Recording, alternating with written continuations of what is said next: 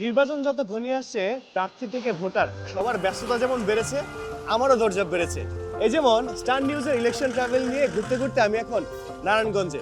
প্রাচীর ডেন্ডিখ্যাত এই জনপদ একসময় ছিল বৃহত্তম নদীবন্দর আর প্রধান ব্যবসা বাণিজ্য কেন্দ্র, কিন্তু কালের বিবর্তনে হারিয়ে গেছে অনেক কিছু। শীতলক্ষা পাড়ের এই শহরে আজকে সারাদিন ঘুরবো এবং এখানকার মানুষের নির্বাচনী ভাবনা জানবো। তাহলে চলুন আমার সাথে।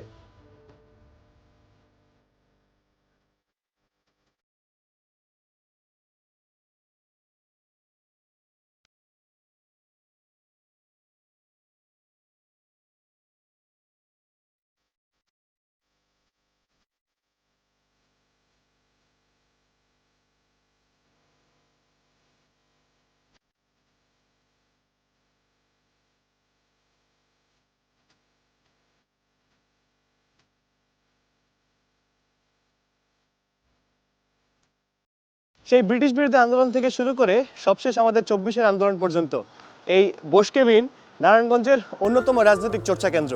নেতাজি সুভাষচন্দ্র বোস থেকে শুরু করে হোসেন শহীদ সোহরাওয়ার্দী হয়ে মাওলানা আব্দুল হামিদ খান ভাসানী পর্যন্ত হেন কোনো রাজনীতিবিদ বাদ নেই যারা এই বোস কেবিনে আসেননি এবং রাজনীতি নিয়ে আলাপ আলোচনা করেননি। 26-এর নির্বাচন যখন সামনে, তখন আমরা ইলেকশন ট্রাভেল নিয়ে ঘুরতে ঘুরতে নারায়ণগঞ্জে চলে এসেছি। আজকে নারায়ণগঞ্জের এই বোস কেবিনে সকালে নাস্তা করব এবং এখানকার লোকজনের সাথে কথা বলে তাদের নির্বাচনী ভাবনাটাও জেনে নেব। চলুন আমার সাথে।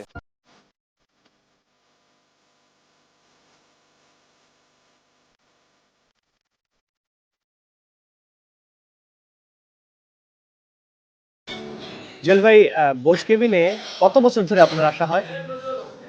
বলা ছিল একটু যখন স্কুল কলেজে পড়ি তখন থেকেই স্কুল থেকে? স্কুলের লম্বা সময়। এখানে মানে আসার শুরুটা বা আসার কারণটা কি?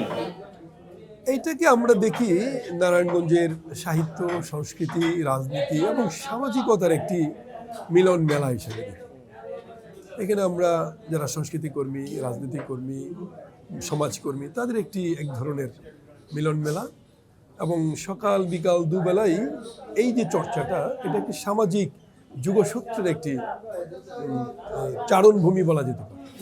আচ্ছা, ফলে এটা একটা আমাদের কাছে প্রাণের জায়গা হিসেবে মানে চা খেতে খেতে নানান বিষয় নিয়ে আপনার আলাপ কথা আলোচনা। হয়, আলোচনা হয়। আচ্ছা, সামনে নির্বাচন যেটা আসছে, সেই নির্বাচন নিয়ে আপনার ভাবনাটা কি? হ্যাঁ, আমি নারায়ণগঞ্জের একজন নাগরিক হিসাবে আমার ভাবনা, নির্বাচনটি আমরা দেখতে চাই সুষ্ঠুভাবেই হবে আমরা প্রত্যাশা করি। যাদেরকে ভোট আপনারা দেবেন বা নারায়ণগঞ্জবাসী ভোট দেবে, তারা কোন বিষয়টা মাথায় রাখছে বা কোন বিষয়টা মাথায় রাখা উচিত? এই নারায়ণগঞ্জে একটি বড় জায়গা, বাংলাদেশের আয়ের সবচেয়ে বড় করদাতা শহর হচ্ছে নারায়ণগঞ্জ। অথচ নারায়ণগঞ্জ হচ্ছে সবচেয়ে বেশি অবহেলিত। এর কারণ হচ্ছে ঢাকার খুব কাছের জেলা হিসাবে কোনো সরকারেরই আসলে সেই অর্থে নারায়ণগঞ্জের প্রতি কোনো রকমের ভাবনা ছিল না, দৃষ্টি ছিল না। আমরা দীর্ঘদিন হাসিনা সরকারের শাসন দেখেছি। এখানে শামীম ওসমানদের একটি দৌরাত্ম্যপনা দেখেছি। এখানে নারায়ণগঞ্জের যানজটের সমস্যার কথা আপনারা শুনছেন ইতিমধ্যেই। এখানে এই অন্যতম আরও সমস্যা হচ্ছে আইন শৃঙ্খলা পরিস্থিতি, সারা দেশের মতো নারায়ণগঞ্জেও তাই। পরিবেশ দূষণ, নদী দূষণ, পানি দূষণ, এগুলো তো আছেই। এর বাইরে আরেকটি বড় সমস্যা হচ্ছে আমাদের স্বাস্থ্য সমস্যা। নারায়ণগঞ্জে একটি ভালো হসপিটাল নেই, বিশেষ এই হসপিটাল তো নেই, সাধারণ মানে যে হাসপাতালগুলো আছে সেটিও আসলে চিকিৎসা অপ্রতুলতা আছে। শিক্ষার একটি বড় সমস্যা হচ্ছে নারায়ণগঞ্জে বিশ্ববিদ্যালয় নেই। আশ্চর্যের বিষয় যে নারায়ণগঞ্জ শহরে এই স্বাধীনতার 54 বছর পরে একটি বিশ্ববিদ্যালয় গড়ে ওঠেনি। নারায়ণগঞ্জের ছেলেরা ঢাকায় যেয়ে পড়াশোনা করে কিংবা অন্য শহরে পড়াশোনা করে। এটা আমাদের একটি বেদনারও জায়গা। তাহলে আগামীতে যিনি আপনাদের প্রতিনিধি হয়ে আসবেন বা আগামীতে যারা সরকার গঠন করবে, তাদের কাছে আপনাদের প্রত্যাশাটা কি থাকবে? তাদের কাছে আমাদের প্রত্যাশা হচ্ছে একটি বাসযোগ্য নগরীতে নাগরিকরা যেন অন্ততপক্ষে শিক্ষা, স্বাস্থ্য এবং একদম নিশ্চিতভাবে নিরাপত্তার সাথে জীবনযাপন করতে পারে, এটাই প্রত্যাশা। এবার নাগরিকদের মৌলিক অধিকার আদায়ে অন্যতম যে অধিকার, সেই অধিকার এবার বাস্তবায়ন হবে। অধিকার কেউ কেড়ে নিতে পারবে না। এজন্য নারায়ণগঞ্জবাসী জেগে উঠেছে তো নাকি? হ্যাঁ, গুড। অধিকার আসলে কেড়ে নেওয়ার না, অধিকারটা হচ্ছে আদায় করার জন্য একটি ভোকাল থাকতে হবে। আমরা মনে করি এই অধিকার আদায়ের জন্য যে লড়াই, সেই লড়াইটা নারায়ণগঞ্জে জারি আছে। একদম এই লড়াই নারায়ণগঞ্জকে অবশ্যই সে অধ্যায় এই লড়াই জারি থাকুক এবং আমি আশা করব অন্যান্য জেলার চেয়ে সর্বোচ্চ সংখ্যক ভোট কাস্ট হবে নারায়ণগঞ্জে। আমাদেরও সেই প্রত্যাশা। আপনারা ভালো থাকবেন, আজকে আসি, ভালো থাকবেন।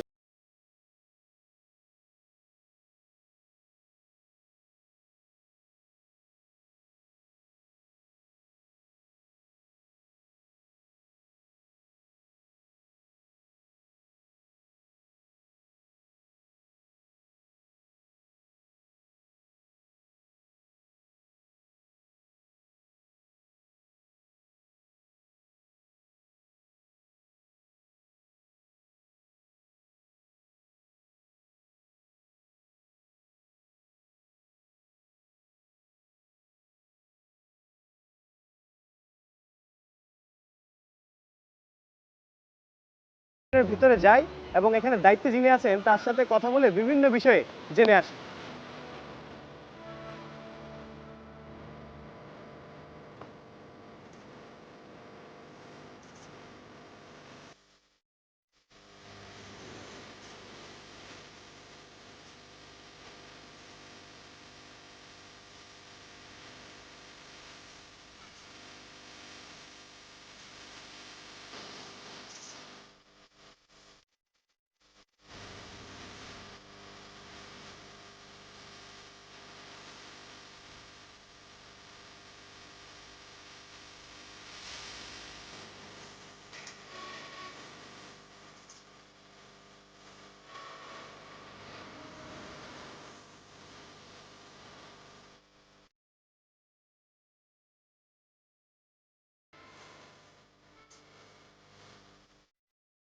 দাদা, নারায়ণগঞ্জে এখন আপনারা কেমন আছেন?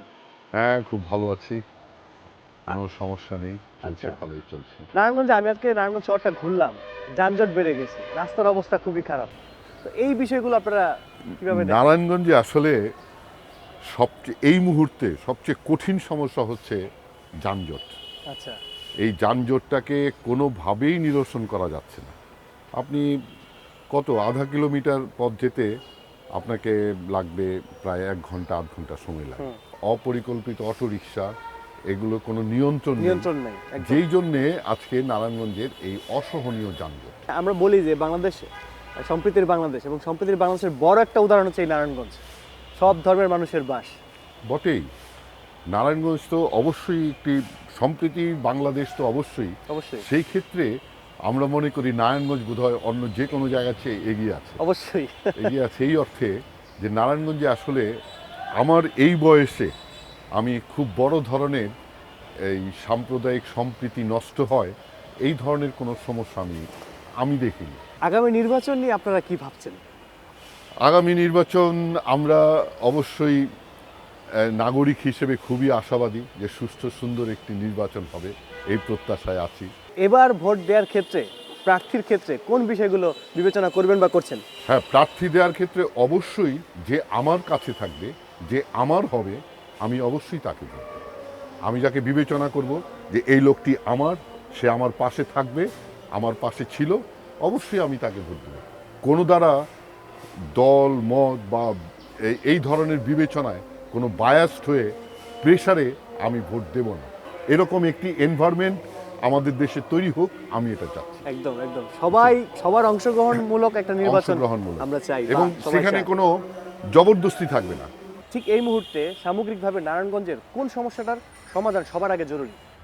সবার আগে জরুরি আইন শৃঙ্খলা পরিস্থিতি এবং যানজট। এটা নারায়ণগঞ্জের সবচেয়ে বড় সমস্যা এই মুহূর্তে। তারপরে আরও যদি বলেন, নদী দূষণ বিরাট একটি সমস্যা। অথচ দেখেন নারায়ণগঞ্জের পাশে কতগুলো নদী, শীতলক্ষা, বালু, একটু পরে বুড়িগঙ্গা। অথচ আমাদের এই রকম একটি অমূল্য প্রাকৃতিক সম্পদ আমরা হেলায় নষ্ট করছি। এবং আমি নিজে দেখেছি মাঝি মোল্লাররা নৌকা দিয়ে চলাচলের সময় তারা ওই শীতলক্ষার পানি নিয়ে রান্না করতেন এবং পানি খেতেন। এটা আমার নিজের চোখের দেখা। সেই শীতলক্ষা আজকে শেষ হয়ে যাচ্ছে। এটাকে রক্ষা করা অবশ্যই, প্রাকৃতিকভাবে এটা রক্ষা করা প্রচণ্ড জরুরি, আমাদের এই প্রাণের শীতলক্ষা। একদম দাদা, থ্যাংক ইউ। নারায়ণগঞ্জ তার হারানো ঐতিহ্য ফিরে পাক, এবং আপনি যে সমস্যাগুলোর কথা বললেন সেগুলো যিনি প্রতিনিধি হয়ে আসবেন তিনি সবার আগে সমাধান করবেন, আমাদের এই প্রত্যাশা। এটাই আমাদের থ্যাংক ইউ আপনাকে আমাদেরকে সময় দেওয়ার জন্য।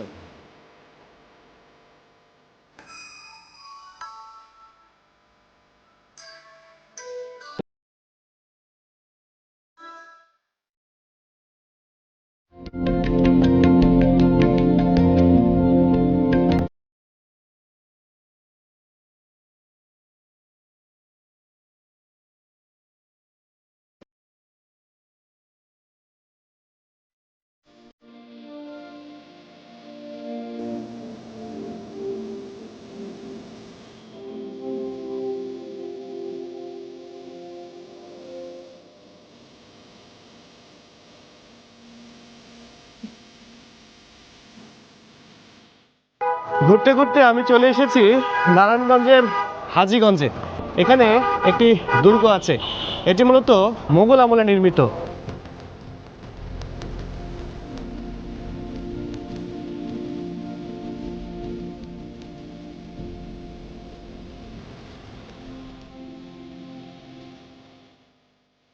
পর্তুগিজ এবং মগ জলদস্যুদের আক্রমণ থেকে তৎকালীন জাহাঙ্গীরনগর বর্তমান ঢাকাকে রক্ষা করার জন্য মুঘল সুবাদার ইসলাম খাঁ অথবা মীর জুমলা বিভিন্ন জায়গায় 3টি দুর্গ নির্মাণ করেন।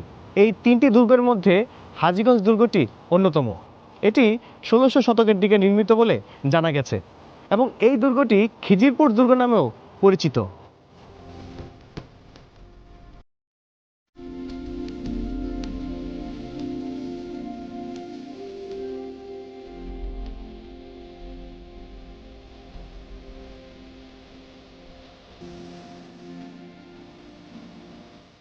স্থানীয়দের অভিযোগ, এই দুর্গকে ঘিরে নারায়ণগঞ্জের যে পর্যটন কেন্দ্র বা পর্যটন শিল্প আছে সেটিকে পরিকল্পিতভাবে নষ্ট করে দেওয়া হয়েছে।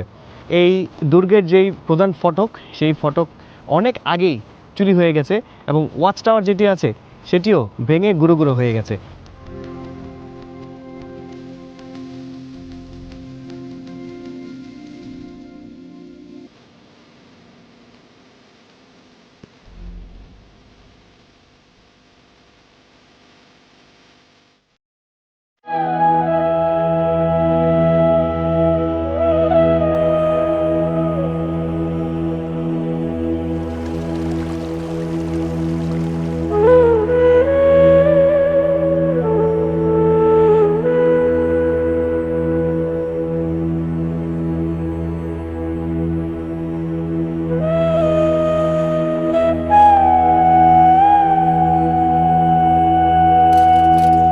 মামা যাইবো এবার?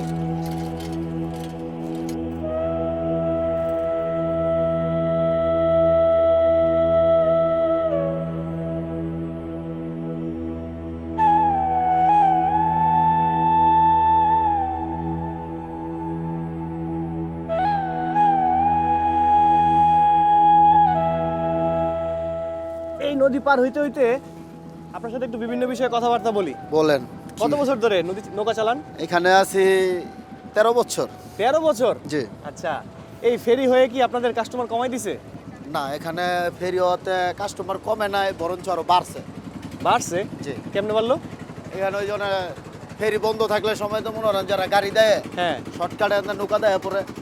এই শীতলক্ষ্যা নদী তো একসময় নারায়ণগঞ্জের প্রাণ ছিল। জি। এখন তো নদী মরে গেছে, নদী এই যে গন্ধ আসতেছে নদী থেকে, ময়লা পানির। এই এখানে অবস্থা কেন নদীর? এখানে এই যে মিল ফ্যাক্টরি হইছে, হ্যাঁ। এই মিল ফ্যাক্টরি মনে হয় যে ডাঙ্গের পানি আছে, হ্যাঁ। বিষাক্ত পানি নামে, রঙের পানিরই নামে, সেই জন্য আর কি নদীর একবারে নষ্ট হয়ে গেছে। তো এটা বন্ধ করার জন্য কেউ উদ্যোগ নেয় না? এটা নিব একমাত্র সরকার, যদি না নেয় আর কে নিব? সরকার তো এটা অবশ্যই পদক্ষেপ নিতে হবে। তা আগে যারা সরকারে ছিল, এমপি ছিল, তারা এগুলা দেখে নাই? বাংলাদেশটি দুর্নীতি আগে তো যারা ছিল তারা সব লুটপাট করে খাইয়া মিয়া, এই যে নদী একবার মারা গেছে হিসাবে, এই যে মাছ নাই, নদী নদী একবারে মরে গেছে। মারাত্মক অবস্থা। জি। তাহলে এই যে সামনে নির্বাচন আসতেছে, এই নির্বাচন নিয়ে আপনাদের ভাবনা কি? যে ভালো আমরা তাকেই চাই, আচ্ছা। দেশের জন্য যে উন্নয়ন করবে, দেশের অর্থনীতি যারা ঠিক করব, আমরা তারই চাই।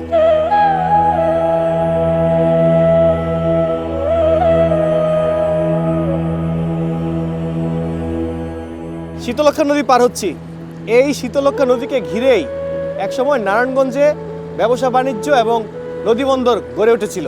এই শীতলক্ষ্যা নদী ছিল নারায়ণগঞ্জের প্রাণ, কিন্তু এখন নদী প্রায় মৃত। সবশেষ ভোট দিয়েছেন কত সালে? ভোট দিয়েছি হইল 8 সালে। 8 সালে? জি। তারপর আর ভোট দেন নাই? না। ভোট কেন্দ্রে জানি নাই। না, কেন? ভোট কেন্দ্রে গেছিলাম একবার, ভোট দিয়া লাইছে। এবার কি এই সুযোগটা হইতে দিবেন? না না, এটা হবে না তো। এই সব সময় আগে বা স্বৈরাচার সরকার ছিল দেখা এটা হইছে, এখন তো আর স্বৈরাচার সরকার নাই। এটা হলো এখন গণতন্ত্র দেশ, নতুন স্বাধীন দেশ। ঠিক আছে মামা, চলেন, আমরা প্রায় কাছাকাছি চলে আসছি। আপনার সাথে কথা বলে ভালো লাগলো, অনেক কিছু জানলাম আপনার কাছ থেকে। চলেন।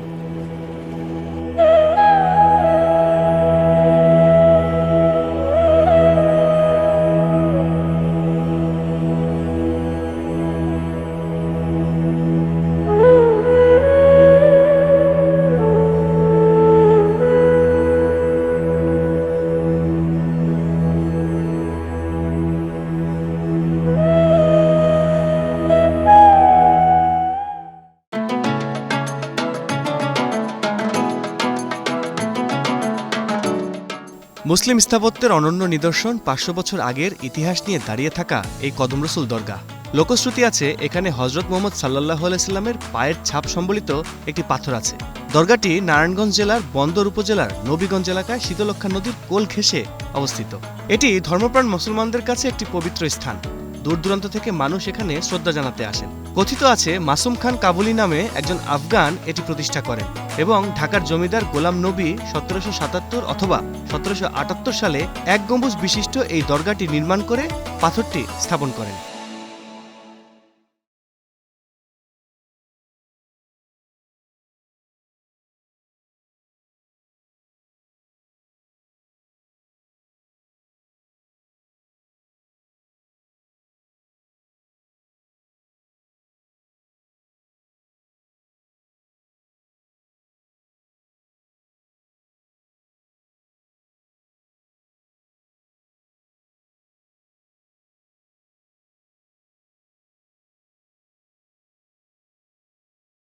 খেলাও দেখতেছি। খেলাও দেখতেছেন। আচ্ছা, আপনাদের এই নারায়ণগঞ্জে নির্বাচনের আমেজ কেমন পড়ছে? নির্বাচনের আমেজ চলতেছে আস্তে আস্তে, হয়তো আরো কিছুদিন পরে আরো আমেজটা আরো বেশি মানে বাড়বে। উৎফুল্ল হবে আর কি। আচ্ছা, হ্যাঁ, গত বছরগুলোতে আপনাদের এমপি যারা ছিলেন বা যিনি ছিলেন তারা কি পরিমাণ উন্নয়ন এখানে করছে বা কাজবাজ কি পরিমাণ করছে? না গত বছর যে উন্নয়নগুলো হয়েছে আমি আপনার বলি যে 17 বছর যে প্রায় 16-17 বছর আওয়ামী লীগ ছিল, হ্যাঁ এখানে কিন্তু আপনার জাতীয় পার্টির এমপি ছিল 2 বার। হ্যাঁ, উনি অতটা উন্নয়ন করতে পারেনি। আপনাদের সোনারগাঁও উপজেলায় আইন শৃঙ্খলার উন্নতি কেমন বা অবস্থা কেমন, আর মাদকের প্রবণতা কেমন? ভাই এটা আসলে মানে খুবই নগণ্য, মানে আইন শৃঙ্খলা বাহিনী মানে অবনতির দিকে। আইন শৃঙ্খলা বাহিনী এতটা কোনো কিছুই করতে পারে না। Active না? না অ্যাক্টিভ না, কারণ দেখেন আপনি সোনারগাঁয়ের সবচেয়ে মাদকের মানে অভয়ারণ্য একটা যেন একটা স্থান। আচ্ছা হ্যাঁ, মাদক আপনার এদিকে আপনার ছিনতাই, আপনার ডাকাতি, আচ্ছা। তারপরে প্লাস হাইওয়ে রোডের যেই তৎপরতা তেমন দেখা যায় না। হ্যাঁ, সোনারগাঁ থানারও এতটা তৎপরতা দেখা যায় না, যার কারণে আপনার এই যে দিন দিন কিন্তু এর জন্য কিন্তু আমাদের সোনারগাঁয়ের আরো বদনাম হচ্ছে যে অবশ্যই। হ্যাঁ, তাহলে তো এগুলো আগামীতে যারা যিনি এমপি হয়ে আসবেন আপনাদের এখানে, তার জন্য বড় চ্যালেঞ্জ এটা, যদি উনি আপনাদের জন্য কিছু করতে চায়। তবে একটা প্রত্যাশা থাকবে যে এই এমপি হয়ে আসুক, সংসদ সদস্য হয়ে আসুক, সোনারগাঁওবাসীর একটাই বা একটা প্রত্যাশা থাকবে যে এই মাদক আসলে অতীতে আরও অনেক সংসদ সদস্য হয়ে আসছে, কিন্তু এরম দিচ্ছে যে এই করব সেই করব, কিন্তু কাজ কিছুই করে নাই। কিন্তু সবচেয়ে ভাই সোনারগাঁয়ের সবচেয়ে যেটা ক্ষতিগ্রস্ত হইতেছি আমরা সাধারণ মানুষ, সেটা হলো আপনার মাদকের কারণে। হ্যাঁ, মাদকের কারণে। মাদকটারে কিন্তু এখনো নির্মূল করতে পারে নাই। যাক, আগামীতে যিনি এমপি হবে তিনি আপনাদের দিকে নজর দিবে, হ্যাঁ, সুনজর দিবে, নেক নজর দিবে, যেটাই বলেন না কেন, আপনাদেরকে নজর দিবে এবং আপনাদের সুখে দুঃখে পাশে থাকবে। আমারও আশা এটাই। সেই প্রত্যাশাই আশা ভালো থাকবে। থাকবেন, ওকে। আপনি রোদ পোহান এবং খেলা উপভোগ করেন। হ্যাঁ ভাই। আমি গেলাম, আমাকে আরো অনেক জায়গায় ঘুরতে হবে। ওকে, ভালো থাকবেন। ধন্যবাদ ভাই। জি, হ্যাঁ, জি, আসসালামু আচ্ছা, আলাইকুম। ওকে, আসসালামু আলাইকুম।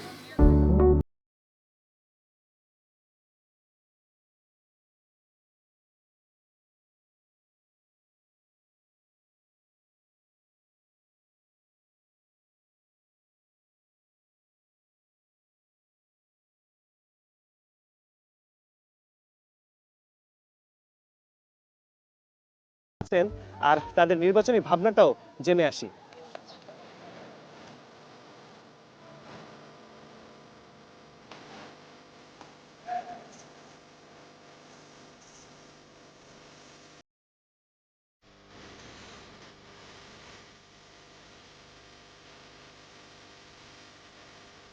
ওমাসি কেমন আছেন? ভালো আছে, একটু বসি আপনার এখানে। বসেন। এই যে ঋষিপাড়ায় আপনি কত বছর? ঋষিপাড়া মনে করেন 50-60 বছর, বেশি বেশি হবে, 50 বছর বেশি হবে। বেশি হবে। ও, কেমন আছেন এখন এই পাড়াতে কেমন আছেন? ভালো আছি। সামনে নির্বাচন আসতেছে, নির্বাচন নিয়ে কি ভাবতেছেন? নির্বাচনে ভাবতাছি নির্বাচন হইলে ভালো হইব। এই যে নতুন যে এমপি হবে তার কাছে কি চান? ঋষিপাড়ার জন্য কি চাই, আমরা একটা মন্দির আছে, ঠাকুর ঠাকুর আনতে পারি না, চিপাচাপি দিয়ে হাত মুখ ভাঙ্গা জায়গা, একটা ঋষিপাড়া যদি একটা মন্দির করে দিতে পারে, খালটা যদি যদি একটা ঠিক করে ব্রিজ দেয়। করে দিতে পারে, তাহলে আমরা ভালো। ঠিক আছে, তাইলে আপনারা নিজের ভোট নিজে দিয়েন, আপনাদের অধিকারের জন্য আপনারা যে এই দেশের নাগরিক, এই আপনার অধিকার আছে, এই অধিকারগুলো আদায় করার জন্য আপনার নিজের ভোটকে নিজে দিতে হবে। হ্যাঁ, আমার ভোটটা আমি দেবো। সবাই নিয়ে তাহলে ভোট কেন্দ্রে যায়। হ্যাঁ।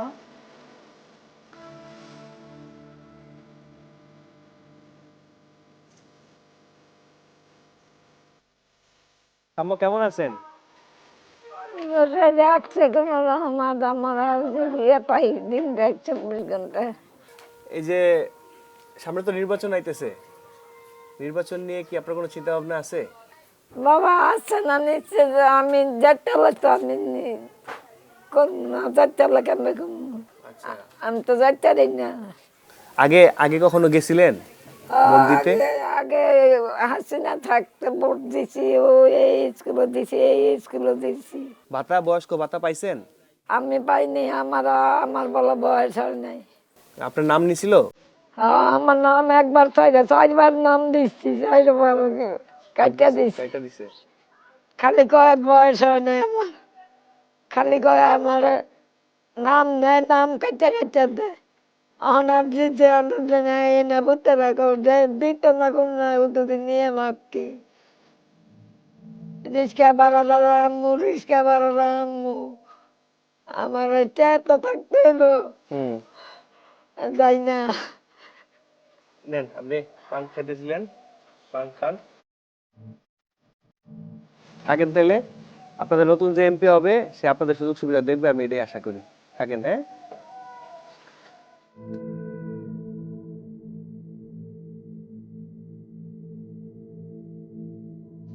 দেশের এই প্রবীণ নাগরিকের কথাই আমরা বুঝতে পারলাম প্রতিশ্রুতি আর বাস্তবতার ফারাকটা অনেক।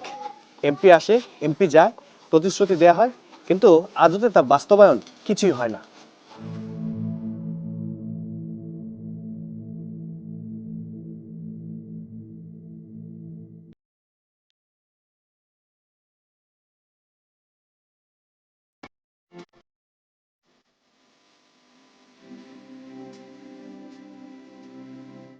মুড়াপাড়া জমিদার বাড়ি নারায়ণগঞ্জ জেলার রূপগঞ্জে অবস্থিত। এটি একটি প্রাচীন ও আকর্ষণীয় প্রত্নতত্ত্ব নিদর্শন। প্রায় 90 একর জমিতে 95টি কক্ষ, নাচঘর, পূজামণ্ডপ, কাচারি ঘর, আস্তাবল সহ বিভিন্ন অংশ নিয়ে জমিদার রামরতন ব্যানার্জি 1889 সালে এটি নির্মাণ শুরু করেন এবং পরে প্রতাপচন্দ্র ব্যানার্জি এটি সম্প্রসারণ করেন।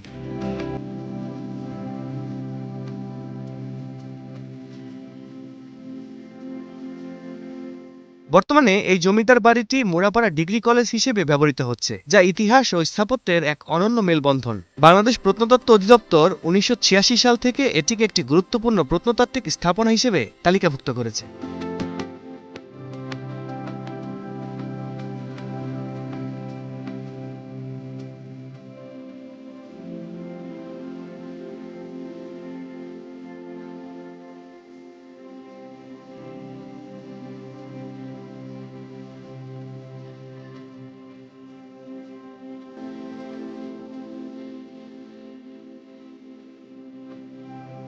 ঘুরতে ঘুরতে বেলা শেষে চলে এলাম নারায়ণগঞ্জের নতুন পর্যটন কেন্দ্র সাবদিতে। এই আজকে নারায়ণগঞ্জ জেলাটা ঘুরে জানলাম নারায়ণগঞ্জবাসীর আসলে প্রত্যাশা অনেক।